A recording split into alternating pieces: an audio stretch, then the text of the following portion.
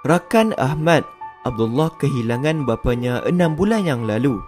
Dia yang dilantik untuk menguruskan harta pusaka bapanya tidak pernah menyangka bahawa proses pembahagian harta pusaka akan mengambil masa yang panjang dan membabitkan banyak prosedur.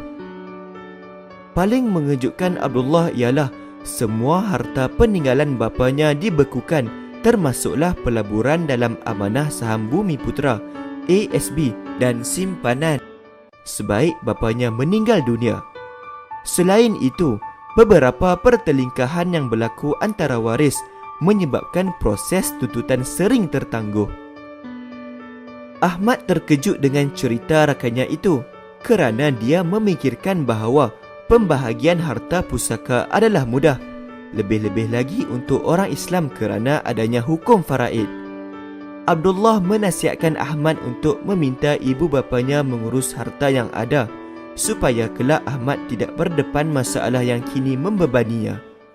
Tetapi Ahmad bimbang jika dia dituduh tamakkan harta kerana mengajak ibu bapanya membincangkan soal harta ketika mereka masih hidup. Sebenarnya, banyak isu berkaitan harta pusaka timbul kerana kita bimbang berbicara mengenainya, sedangkan mati itu pasti.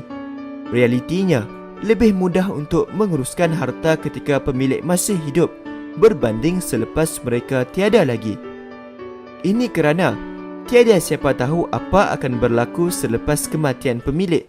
Tidak mustahil waris tidak lagi sefahaman atau ada yang tidak segan mengambil kesempatan. Sebenarnya, banyak atau sedikit harta yang dimiliki, semua orang perlu membuat perancangan harta pusaka. Dengan adanya perancangan, proses tuntutan harta pusaka akan dipermudahkan dan pertelingkahan antara waris dapat dielakkan. Tahukah anda terdapat beberapa instrumen yang boleh digunakan untuk mengurus harta ketika pemilik harta masih hidup? Instrumen berkenaan ialah wasiat, amanah, hibah dan wakaf. Menerusi wasiat, pemilik harta boleh menyatakan bagaimana dia mahu harta benda dan segala haknya diagihkan selepas kematiannya. Namun begitu, bagi orang Islam, hanya 1/3 daripada harta boleh diwasiatkan dan mereka yang layak menerima faraid tidak lagi menerima harta yang diwasiatkan kecuali semua waris lain bersetuju.